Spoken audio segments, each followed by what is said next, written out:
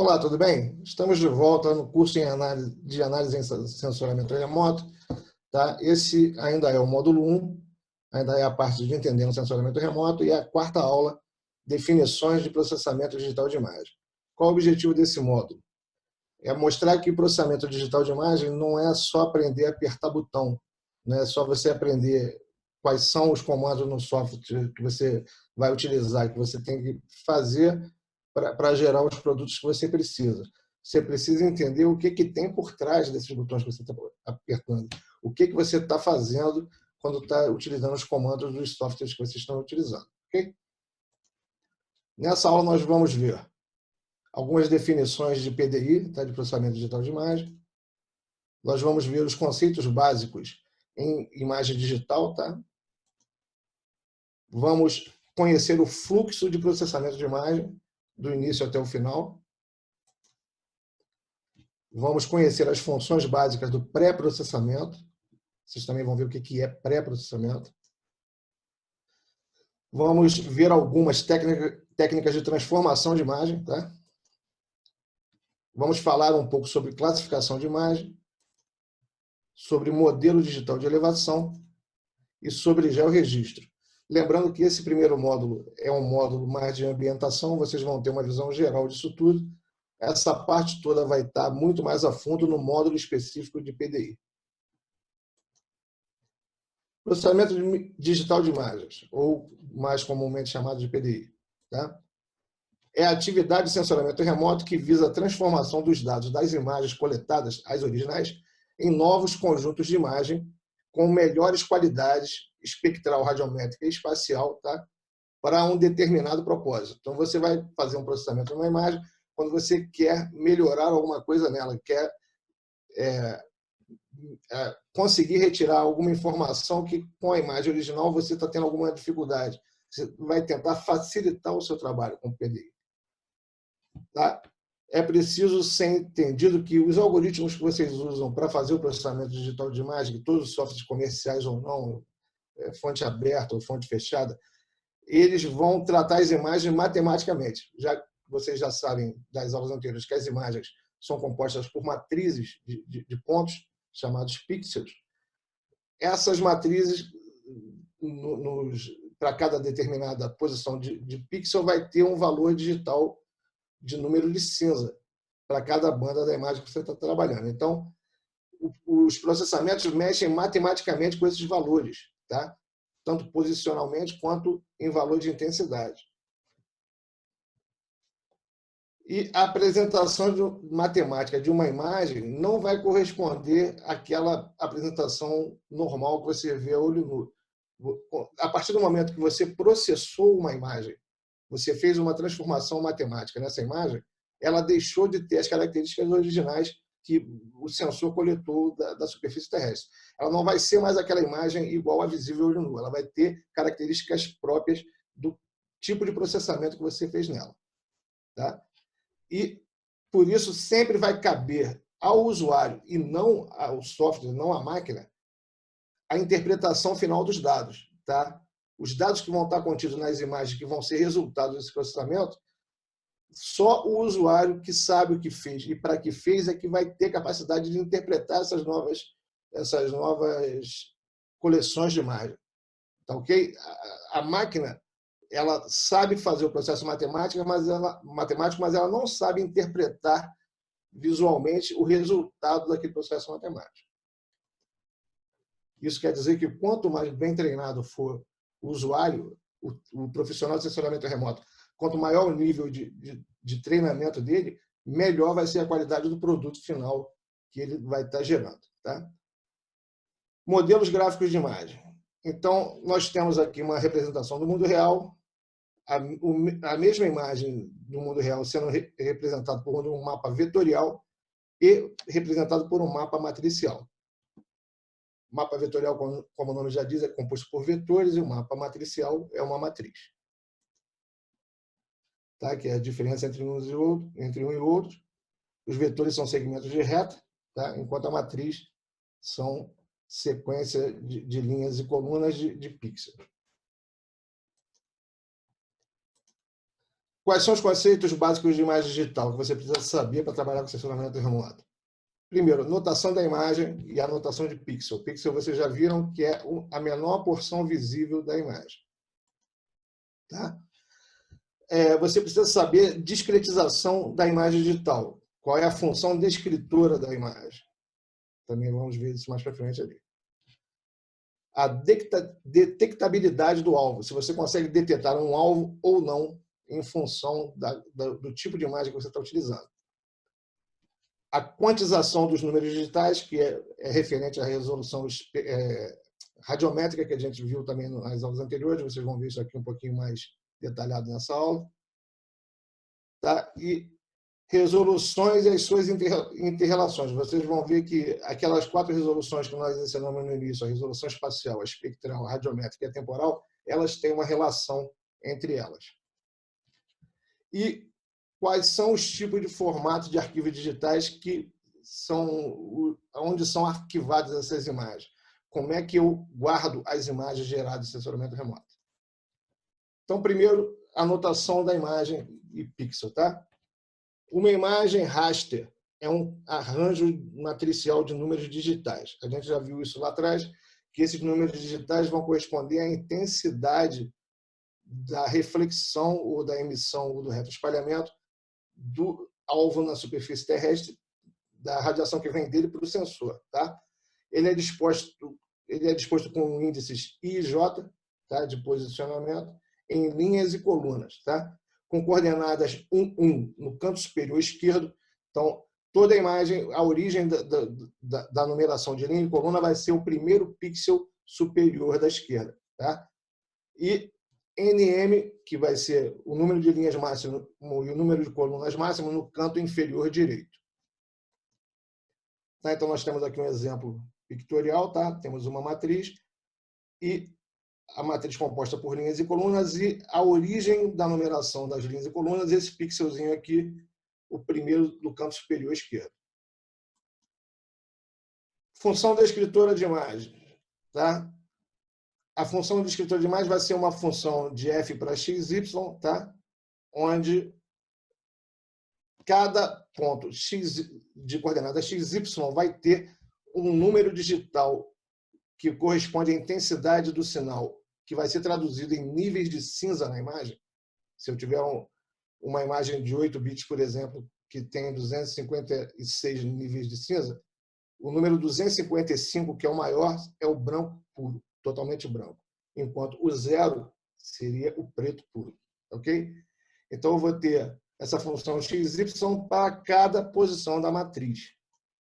Tá?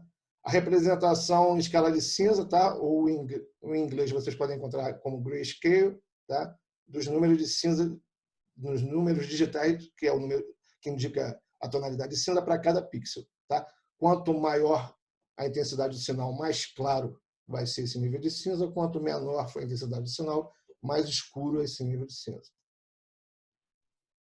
Essa função só vai assumir valores inteiros. Eu não consigo ter um valor de cinza 2,5, 3,7. Por quê? Eu falei lá atrás que a resolução radiométrica é potência de 2, certo?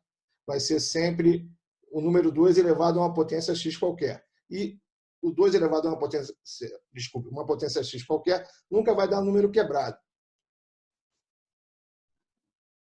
Pixel também pode ser definido como uma taxa de amostragem da reflectância do objeto. Reflectância é um termo que nós também vamos ver um pouquinho mais para frente, que é a capacidade de reflexão que um objeto na superfície terrestre tem para a radiação eletromagnética. Tá? Esta área que define a resolução espacial da imagem é o pixel. Então, o pixel, que é o pequenininho lá, que é a menor porção da imagem, vai ter números de cinza que correspondem à reflectância do objeto. Tá? Só como exemplo aqui, imagens com 30, 20, 10, 5 e 1 metro, só para mostrar visualmente que a quantidade de detalhes, como nós também já falamos anteriormente, vai aumentando à medida que o tamanho do pixel diminui. Para uma mesma área, quanto menor o pixel, maior também a quantidade de linhas e colunas que vai ter na imagem. Detectabilidade do alvo. Tá? Como é que é possível enxergar numa imagem, por exemplo, Landsat? A série Landsat tem imagens com pixel de 30 por 30 metros. Cada menor porção da imagem é um quadradinho de 30 por 30. Mas como é que eu consigo enxergar uma estrada numa imagem Landsat se a estrada não tem 30 por 30 metros de largura? Ok? Como nós podemos ver aqui no exemplo, isso aqui é uma imagem Landsat, nós vemos a área de vegetação, de solo exposto, mas conseguimos ver uma estrada passando aqui, como também vemos alguns corpos d'água, vemos vegetação ciliar. Só que essa estrada não tem 30 metros de largura, tem? Então, como é que eu consigo ver uma imagem de 7 metros dentro de um pixel que o menor tamanho dele é 30? Bom, a estrada, assim como diversos outros elementos na superfície, conseguem ser observados nas imagens de resolução espacial mais pobre, que tem um pixel maior do que o tamanho do objeto que eu quero ver, devido ao contraste que essa estrada, que essa edificação, que esse rio vai causar na imagem dentro dos pixels vizinhos que apresentam ou não essa feição. Tá? Vou mostrar aqui como é que vai ser isso. E quando isso acontece, quando eu consigo ver uma imagem menor do que a célula de resolução da imagem, um objeto que tem dimensões menores do que a menor dimensão que a imagem apresenta, eu digo que a resolução espacial aparenta aumentar devido ao contraste da cena, vai ser uma resolução espectral que aumenta a resolução espacial. Tá? Aqui é o exemplo dando zoom naquela imagem da estrada lá, ela está aparecendo, mas ela não comporta a largura total desses pixels aqui. É que a influência que ela está fazendo dentro da área do pixel, ela gera um contraste nos pixels vizinhos que não possuem a estrada como objeto, que faz com que ela apareça. Vocês vão ver isso aqui mais para frente. Tá? Vou mostrar aqui como é que isso funciona, mostrando a influência na representação dos números digitais da imagem, segundo a localização de um objeto dentro da área reflectiva na matriz de pixel. Tá? Então, digamos que isso aqui seja uma imagem com 4 pixels somente e o círculo branco represente um objeto refletor na superfície terrestre. Se o posicionamento da matriz fosse exatamente esse, colocando o círculo disposto em posições que ele tem a mesma representação em espaço em cada pixel, aqui, por exemplo, ele está ocupando em cada pixel 25% da área total dele, tá? Digamos que eu tivesse uma resposta com números digitais da seguinte forma. Todos os números digitais seriam iguais, porque o background, o pano de fundo e a influência do objeto refletor dentro da imagem está distribuído igualmente. Então, todos os pixels ficariam iguais. Esses 4 pixels apareceriam com a mesma tonalidade de cinza na imagem. Agora, vamos dizer que na hora da tomada da imagem, esse círculo não ficou exatamente no centro da matriz da imagem. Tá? Mantendo novamente a imagem com uma imagem de apenas 4 pixels, deslocando a linha divisada da imagem. Nesse caso aqui, nós teríamos o círculo ocupando 55% da área dele nesse primeiro pixel, 18% no segundo, 22% no terceiro e 5% no quarto. Então, os números de cinza representativos desses pixels não seriam mais iguais, como foi no primeiro caso aqui.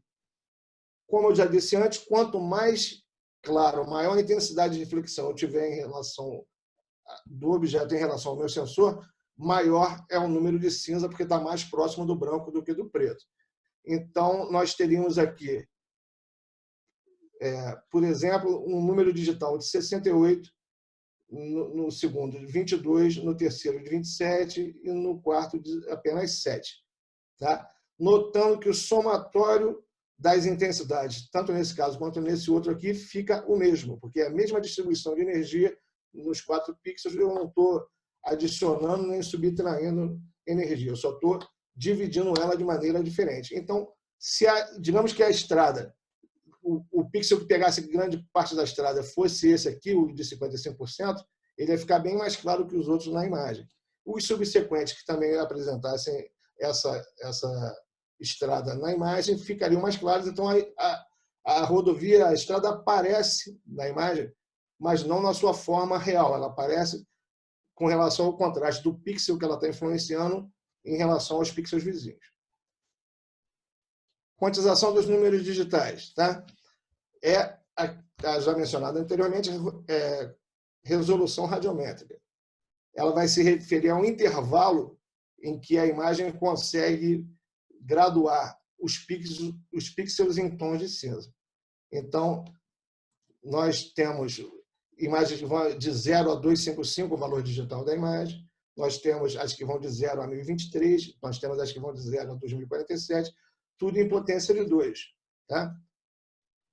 Quanto maior for o intervalo de quantização, mais detalhada será a medida de reflectância do seu alvo e menor vai ser o contraste da imagem, porque o contraste fica maior quando tiver uma diferença mais abrupta do preto para o branco. Quanto mais níveis de cinza eu tiver, menor é o contraste, mas maior a quantidade de detalhes eu vou conseguir ressaltar com essa quantização. Tá? Em computação, a gente vai usar a notação binária bit. Vai dizer que a imagem tem 8 bits, 10 bits, 11 bits. Tá? Então, quantização. Se o meu nível de quantização for 1, quer dizer que a imagem é 2 elevado a 1, que seriam 2 níveis de cinza. Só o preto e o branco, a imagem seria uma imagem de 1 bit apenas. Seria exatamente isso, uma imagem que só vai ter 0 e 1, ou preto ou branco. Se o meu nível de quantização for 3, eu tenho 2 elevado ao 3, que é o nível de quantização, tá? Seria uma imagem de 8 níveis de cinza, que varia de 0 a 7, tá? Sendo o 0 o preto e o 7 o branco. Seria uma imagem de 3 bits e a sua quantização em número digital binário seria assim. Quais são as interrelações que nós temos com relação às resoluções? Tá? O nível de quantização, que é a resolução radiométrica de uma imagem, vai depender da resolução espacial. Por que isso? Digamos que eu tenho uma imagem de nível de quantização 8, que é uma imagem de 8 bits com 256 níveis de cinza. Tá? Ela vai ser composta de 8 bits, que na verdade é 1 byte em computação, tá? E elas são relativas a imagens de baixa resolução. Tá? As imagens que possuem apenas 8 bits são imagens com pixels entre 20 e 30 metros. Tá? Por quê? Porque eu não preciso de uma grande variação de nível de cinza numa imagem que não vai ter uma grande variabilidade de posições espaciais. Quanto menor for a minha resolução espacial, maior vai ser menor vai ser o espaçamento da grade da matriz, sendo assim, eu vou ter muito mais pixels na imagem, vou ter muito mais elementos representativos e eu preciso de mais níveis de cinza para poder representar as nuances entre esses níveis de cinza. Para não representar um mesmo valor de cinza para duas feições diferentes. Já que numa imagem de alta resolução eu tenho pixels muito pequenos, quer dizer que eu vou estar separando a imagem em porções muito pequenas. Então, eu vou precisar ter meios de discretizar essas porções pequenas para não confundir com as porções vizinhas. Então, quanto menor for o tamanho do pixel, quer dizer, maior a resolução espacial, mais níveis de cinza eu vou precisar. Então, vou ter que ter uma resolução radiométrica também maior. As imagens quantizadas em diferentes bits e com diferentes resoluções espaciais podem ser representadas dessa forma. Então, eu tenho uma imagem de 11 bits com 1 metro de resolução, é a imagem do íconos. Tem uma imagem de 10 bits com resolução espacial de 10 metros, uma imagem do spot. E uma imagem de 8 bits com 30 metros que a série Landsat utiliza. Vocês podem ver que da esquerda para a direita vai diminuindo o número de bits, porque vai aumentando o tamanho do pixel. Aumentar o tamanho do pixel quer dizer que está diminuindo também a minha resolução espacial. Porque a minha resolução espacial é inversamente proporcional ao tamanho do pixel. Quanto menor for o tamanho do pixel, melhor a minha resolução espacial. E para uma melhor resolução espacial, eu vou precisar de uma melhor resolução radiométrica. Como é que são os arquivos em que são guardadas essas imagens? Tá? As imagens são geralmente armazenadas em 3 formatos de compressão que vocês devem ver a extensãozinha lá de como é que está armazenada essa imagem. Quando você vai abrir no Env, no QGIS, no ArcGIS, geralmente se não tiver no header da imagem, ele pergunta qual é a compressão que você quer usar para abrir a imagem. Tá? Quais são as 3 compressões que eles utilizam? BSQ, que é Band Sequential. Quer dizer o quê? A imagem ela é gravada no arquivo uma banda de cada vez. Então, ele grava uma banda toda que eu digo se o sensor tem 3 bandas, uma que trabalha no azul, uma no verde, uma no vermelho. Então, eu estou com uma imagem que uma porção gravou o comprimento de onda do azul, a outra gravou o comprimento de onda do verde, a outra gravou o comprimento de onda do vermelho. Cada banda dessa é gravada no arquivo de imagem de uma vez só. Ele grava a banda do azul, na sequência ele grava a banda do verde, na sequência ele grava a banda do vermelho. Quando é que se utiliza esse tipo de compressão? Quando se deseja trabalhar com as bandas espectrais individuais. Eu estou gravando assim porque eu vou trabalhar com uma banda de cada vez, então fica mais fácil na hora de eu carregar uma banda toda do que eu ficar pegando pedaços de arquivo, um em cada setor da banda para poder montar. Então, já que essa aqui grava uma banda de cada vez, se eu vou trabalhar com bandas individuais, eu carrego uma banda de cada vez muito mais rápido, ainda mais quando eu estiver trabalhando com arquivos muito pesados. Tá?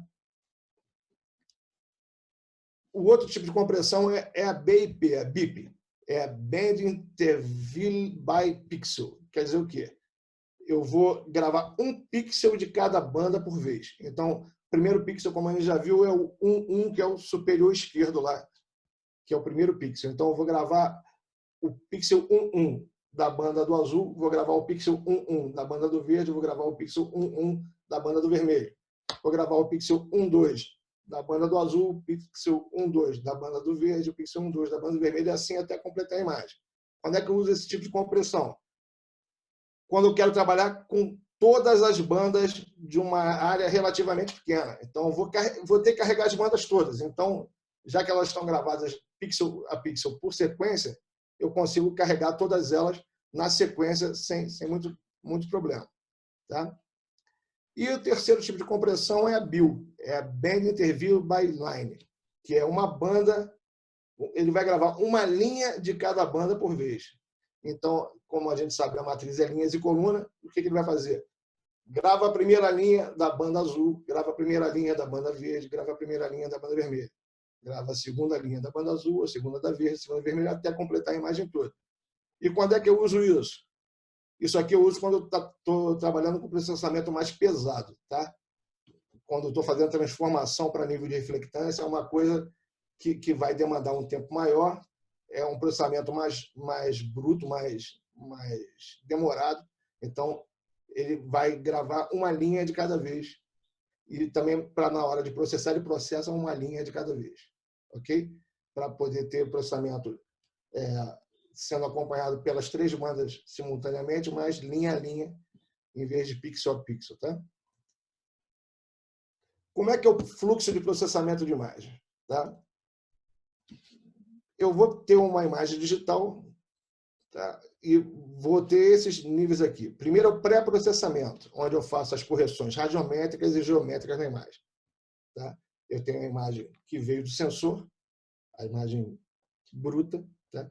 E vou processar as correções radiométricas e as correções geométricas que essa imagem necessita para continuar sendo utilizada. Aí eu tenho as técnicas de transformação no domínio espectral e no domínio espacial. Nós vamos ver isso ali na frente. Depois nós temos as técnicas de classificação temática, que vão ser divididas em supervisionadas e não supervisionadas, também vamos ver agora à frente. E, por último, o georregistro das imagens, a geração de modelos digitais de elevação, que são os modelos tridimensionais do terreno. Pré-processamento. As imagens de sensoramento remoto possuem distorções dos dados em menor ou maior grau. Não existe nenhum tipo de imagem que seja isenta de distorção. Tá? Embora elas não sejam, à primeira vista, percebidas pelo usuário, elas devem ser avaliadas e, se necessário, corrigidas. Tá? Às vezes você está vendo a imagem, está achando linda, maravilhosa, mas ela está cheia de imperfeições que, dependendo do trabalho, ela vai inviabilizar o trabalho. Como, digamos, se você está fazendo um cadastro rural de uma fazenda. Se eu tiver distorções geométricas nessa imagem, eu vou estar deslocando para dentro ou para fora a área do limite da fazenda. Então, eu tenho as distorções radiométricas, que tem como principal fonte de erro o próprio instrumento de captação da imagem. Tá? E também temos a interferência atmosférica. Por que eu digo que as principais fontes de erro são os instrumentos da atmosfera? Primeiro, todo equipamento que você utiliza para sensoramento remoto, tá? Não só para sensoramento remoto, no dia a dia, qualquer equipamento que utiliza corrente elétrica para funcionar, ele está gerando um ruído interno do equipamento, porque sempre que você tem energia elétrica circulando no equipamento, você está gerando pequenos campos magnéticos dentro desse equipamento. E esses pequenos campos magnéticos geram ruídos que interferem na radiação eletromagnética que está chegando ao sensor. Tá? E a atmosfera, como eu já tinha também falado antes, ela influencia muito porque ela vai ter muita coisa em suspensão entre o sensor e o alvo. Ela vai ter poeira, nuvem, vapor d'água, tá? Fumaça.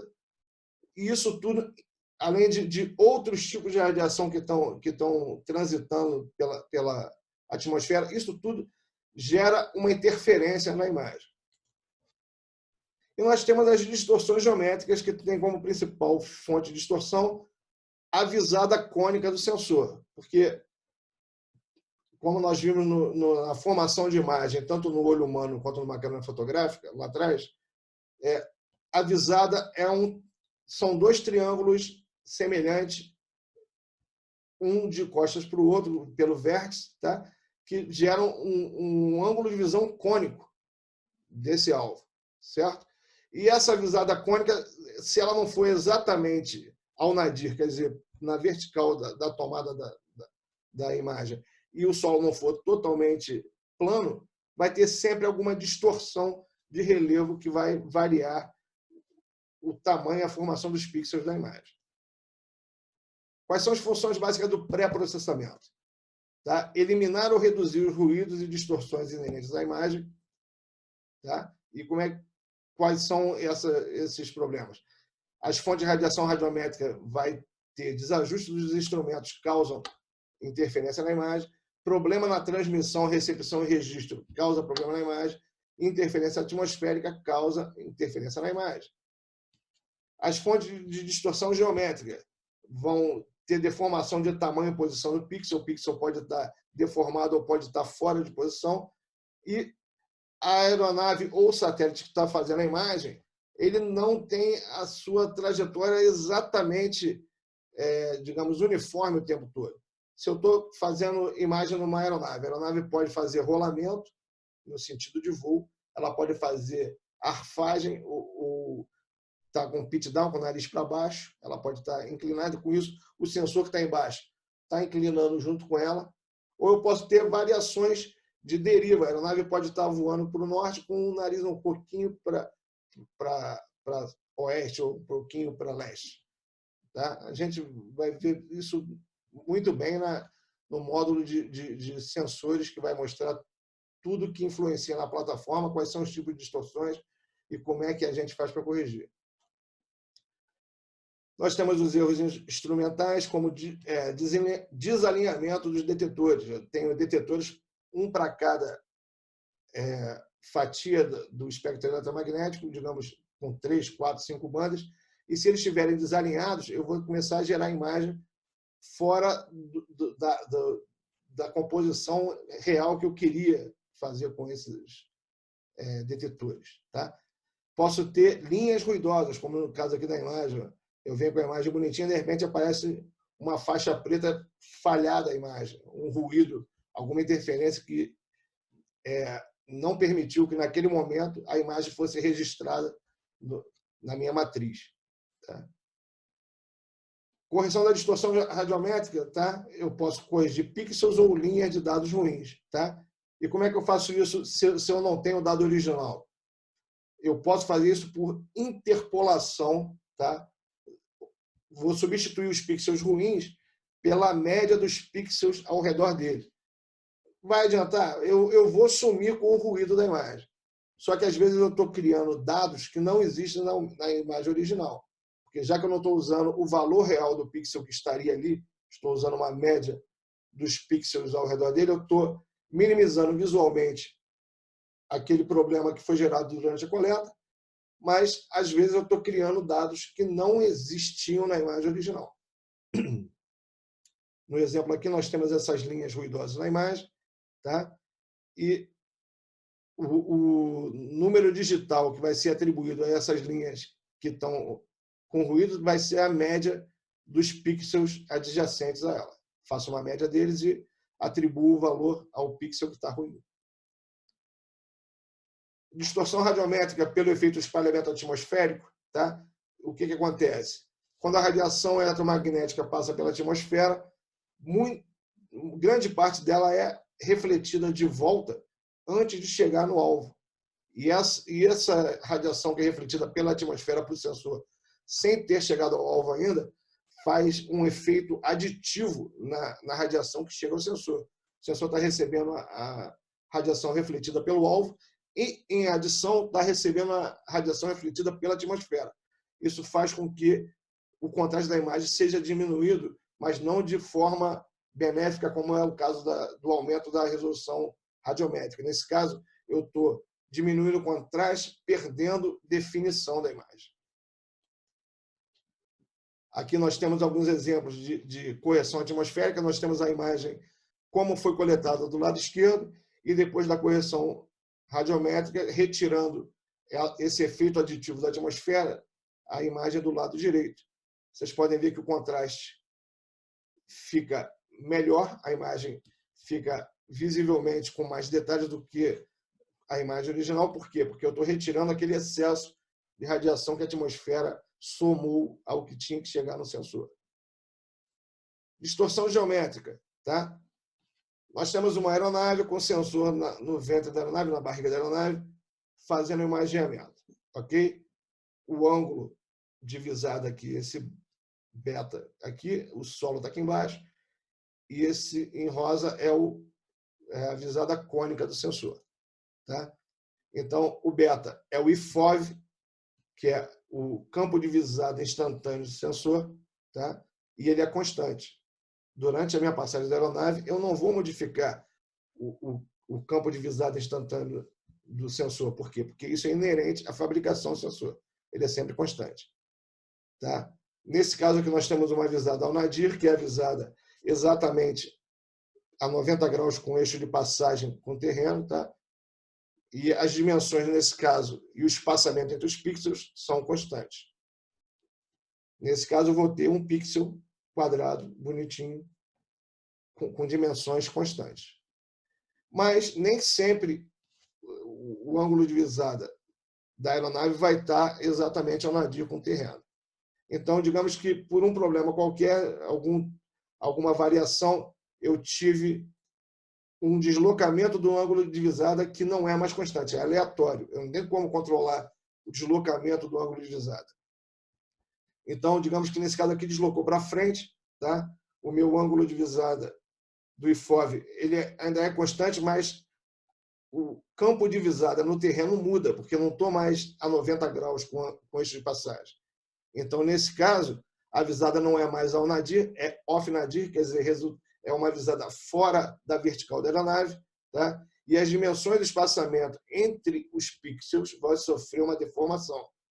Porque, nesse caso, a imagem não vai ser mais um quadrado, a imagem vai ser um trapézio, onde a base mais próxima aqui da aeronave é menor e a base mais longe da aeronave é maior, com uma inclinação lateral nas duas bordas da imagem. Só que o meu problema é o seguinte: quando eu tenho uma imagem off-nadir, nesse caso, como está aqui, eu estou coletando um pixel trapezoidal, mas a minha matriz de imagem não é trapezoidal. A minha matriz são todos os pontos dos pixels iguaizinhos, quadrados, certo? Então, eu vou ter que encaixar esse trapézio dentro de um quadrado. E o que acontece?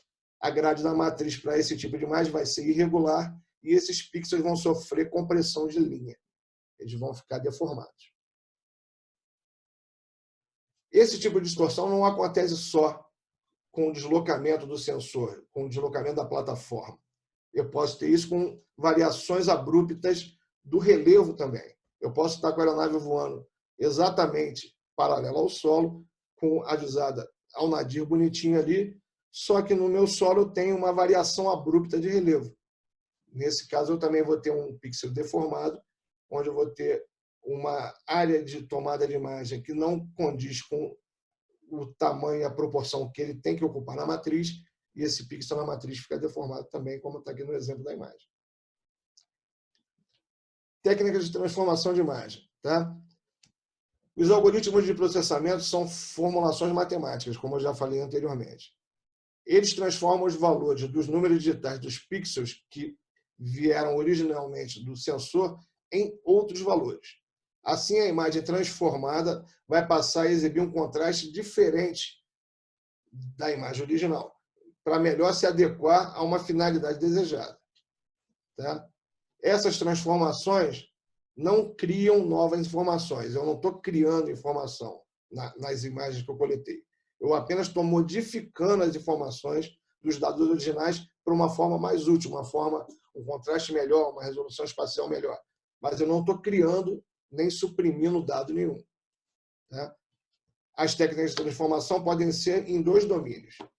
Elas podem ser no domínio espectral, que é em relação ao posicionamento dessa resposta dentro do espectro eletromagnético, ou pode ser no domínio espacial, que é em relação a dimensionamento dessa imagem.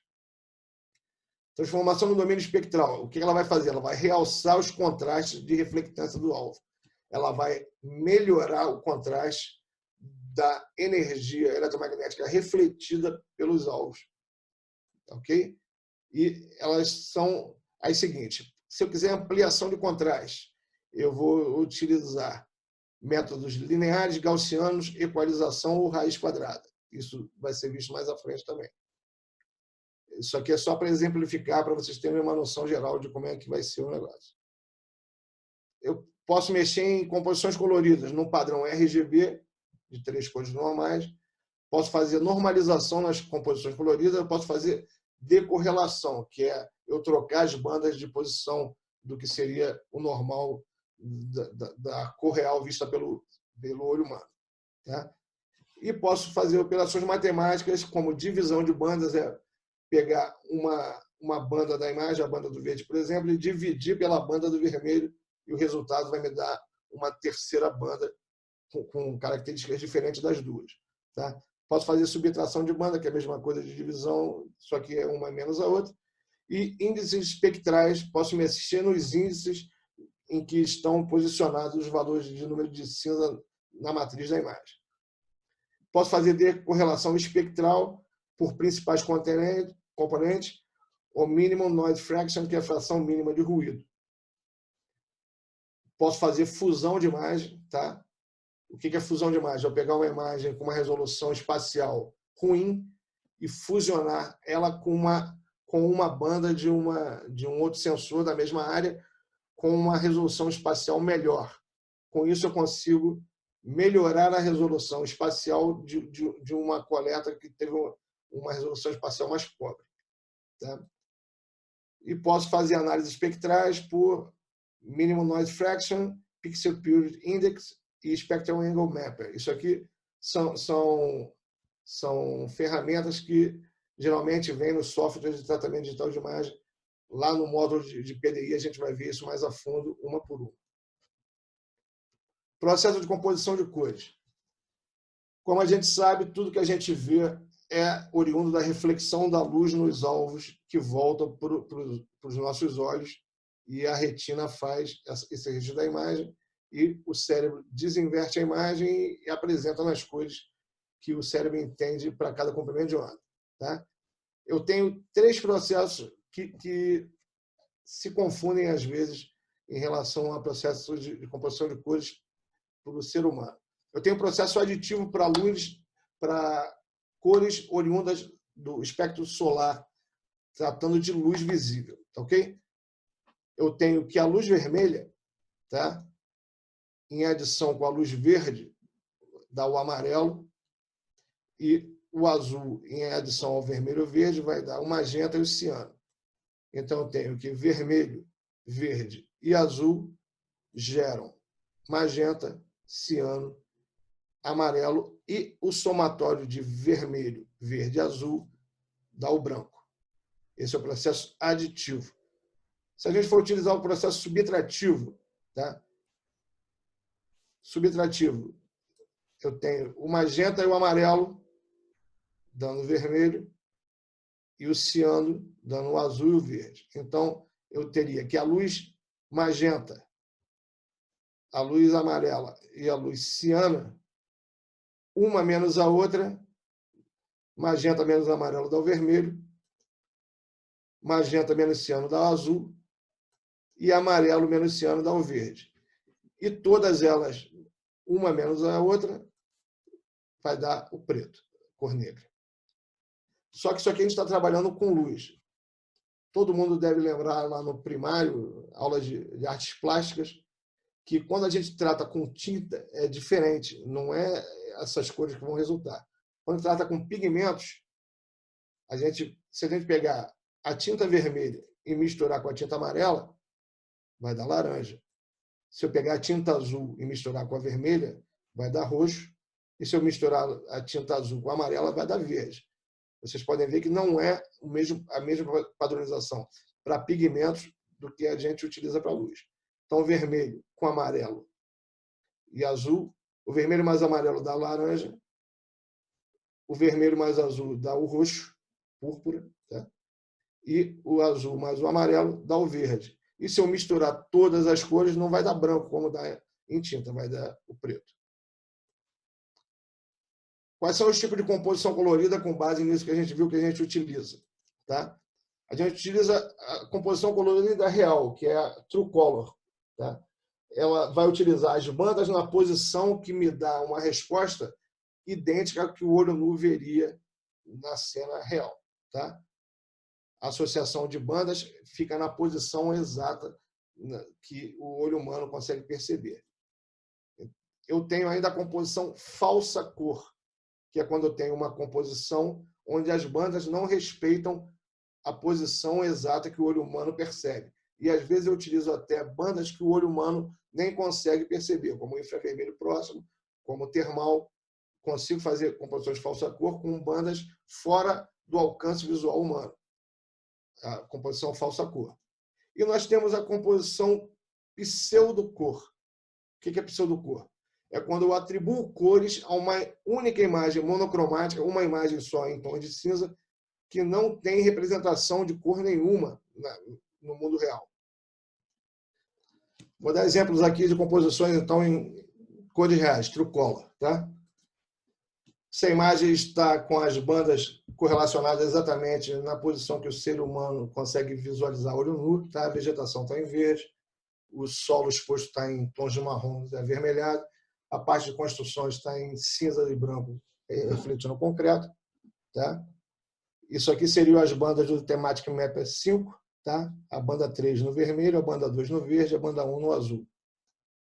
Já numa composição falsa cor, tá? Vocês podem ver que não é mais aquilo que a gente vê olho nu.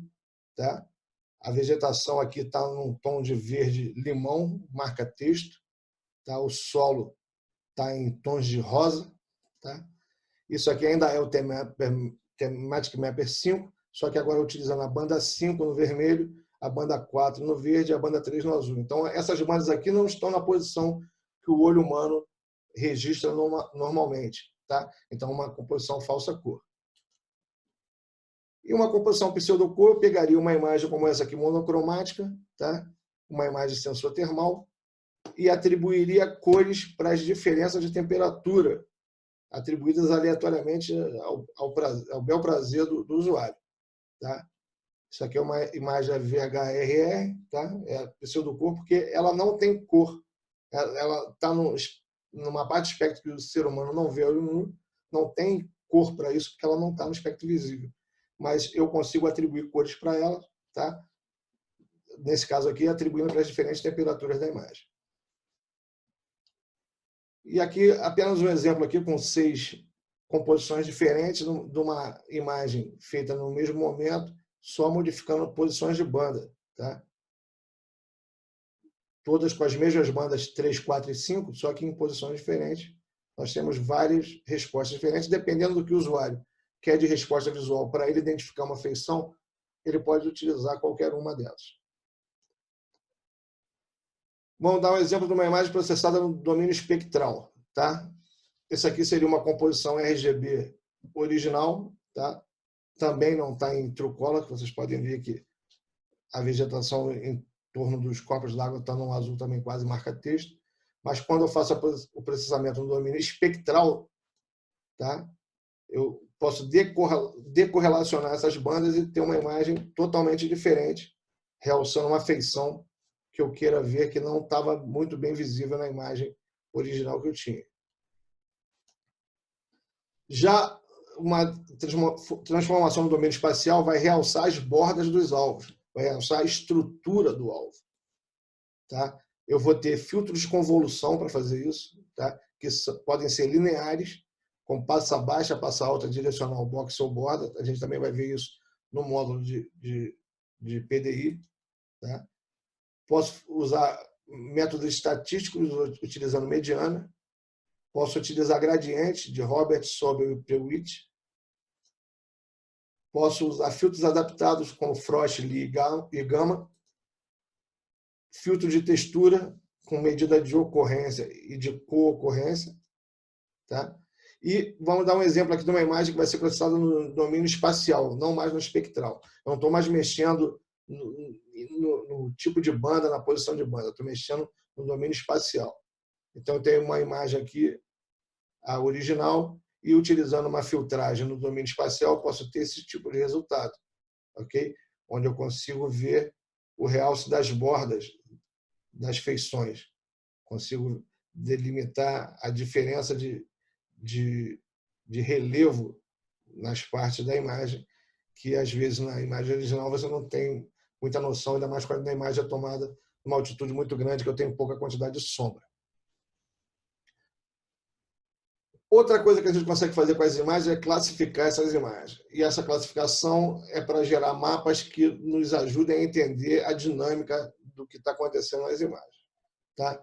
Classificação de imagem pode ser entendida como processo de extração de informações e conhecimento de imagem, com a finalidade de serem reconhecidos padrões que se comportem de modo homogêneo, a serem utilizados no mapeamento de feições presentes na superfície terrestre, relativos a um tema de interesse específico. Isso é adaptado de Fonseca. Tá? E este processo pode ter duas etapas. A primeira delas é relativa ao reconhecimento das categorias no mundo real. Então, eu preciso saber o que eu quero classificar na imagem. Eu preciso entender como é que aquela feição aparece no terreno para poder selecionar ela para classificação na imagem. E a segunda, na identificação das entidades a serem classificadas. Quantas categorias eu vou querer classificar? Vou querer separar só o que é vegetação do que não é vegetação? Vou querer separar os corpos d'água, separar a parte antrópica, o que é construído pelo homem, rodovia, o que é vegetação plantada, do que é vegetação natural. Isso tudo a gente define na hora de escolher as classes para a classificação da minha imagem. Quais são as técnicas de classificação temática que eu tenho? A classificação temática é o processo usado para produzir mapas temáticos, tá? A partir das imagens que eu tenho disponíveis. Os temas ou categorias podem ser diversos, como solo, vegetação, feições antropomórficas, corpos d'água e etc. Tá? É implícito para a construção de um mapa temático, a partir de imagens, que as categorias selecionadas têm que ser distinguíveis nas imagens. Não adianta pegar uma imagem no deserto, sem nada, e pedir para ele classificar a vegetação que não existe lá. Tá? Embora exista um grande número de fatores que causem confusão entre a reflexência dos alvos, nós somos capazes, se formos bem criteriosos na hora de escolher as classes, de separar dois alvos muito similares nas imagens.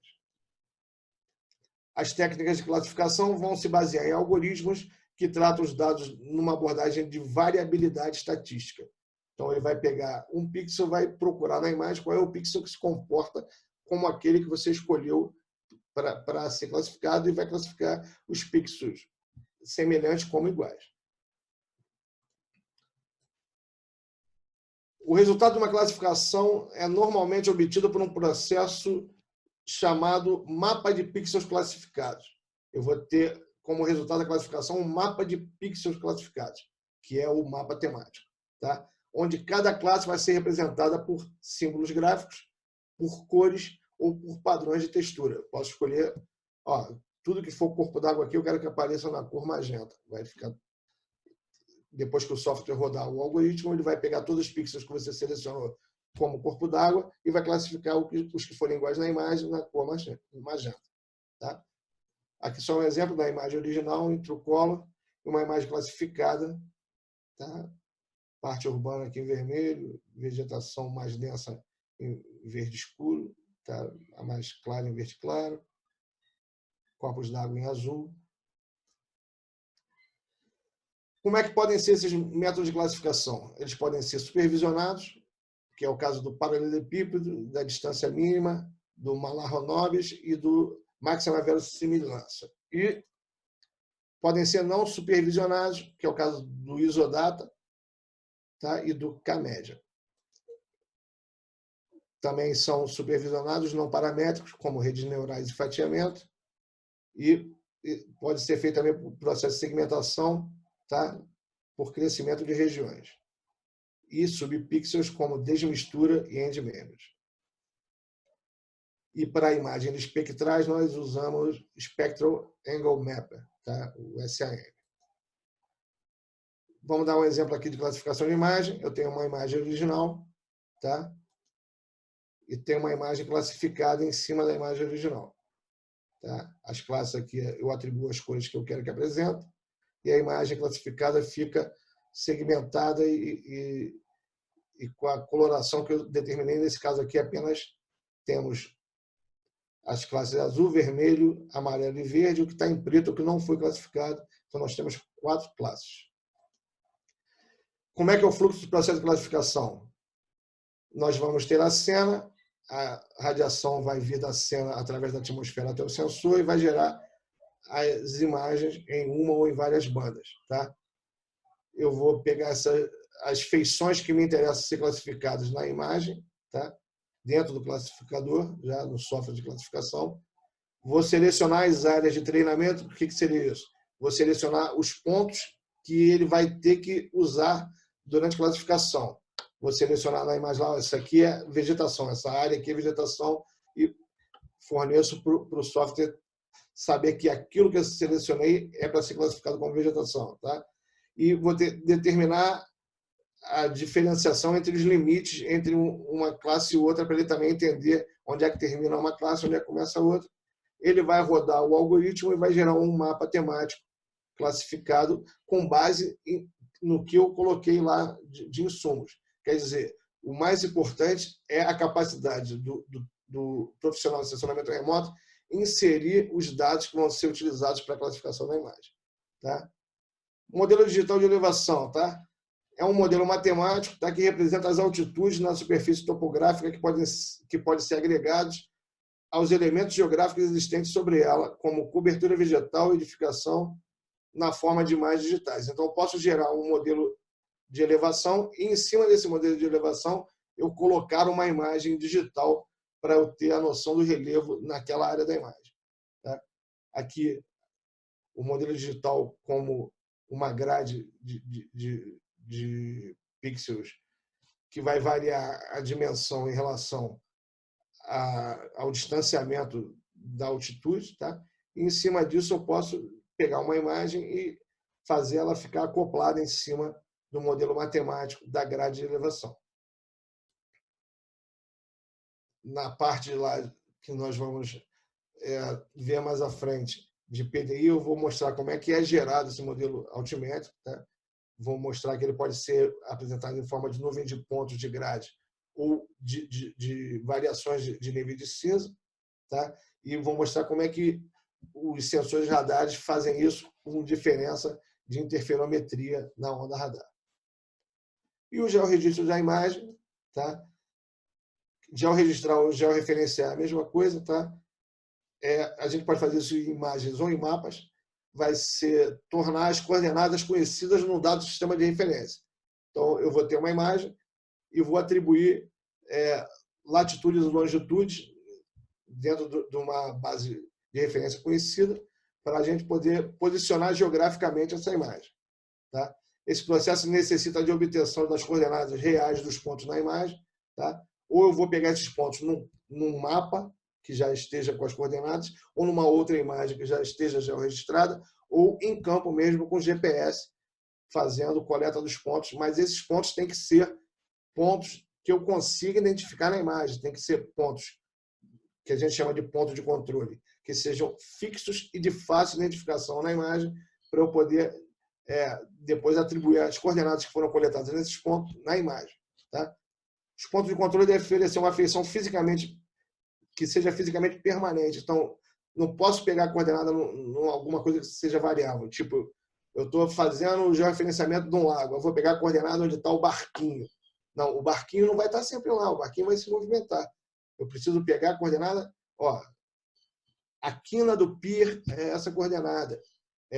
O entroncamento da estrada que leva até o pier, o cruzamento, é essa coordenada. Porque a estrada não vai trocar de lugar, o cruzamento não vai trocar de lugar. A confluência do rio que leva até o lago, onde o rio se bifurca, é essa coordenada. Porque o rio também, geralmente, não muda o seu posicionamento físico. Tá? Então, vou dar aqui o exemplo de pontos de controle numa imagem. Entroncamento numa rodovia, uma curva mais acentuada na estrada, outro entroncamentozinho aqui, uma confluência da estrada com um corte no terreno. Tá? São feições físicas que não modificam o seu posicionamento geográfico. Tá? Então, como já é de praxe, a partir de agora a gente vai verificar o que foi aprendido. Volto a lembrar que é importante que vocês façam essa verificação, tanto para ver se vocês estão absorvendo o que está sendo passado na aula, quanto para vocês irem treinando para fazer depois a verificação para conseguir o certificado do módulo, certo? As perguntas não têm muita variação em relação à parte de avaliação do que vocês estão vendo em aula, mas é bom vocês treinarem e não para mim, mas para vocês mesmos verem que nível de aprendizado vocês estão se desenvolvendo. Tá? Como sempre, a imagem vai aparecer com a pergunta. Peço que vocês pausem antes que apareça a resposta para vocês tentarem responder antes da resposta. Depois solta o pause, vê a resposta na próxima pergunta, pausa novamente e verifica se vocês estão conseguindo acompanhar a aula. Ok? Até a próxima. Até mais.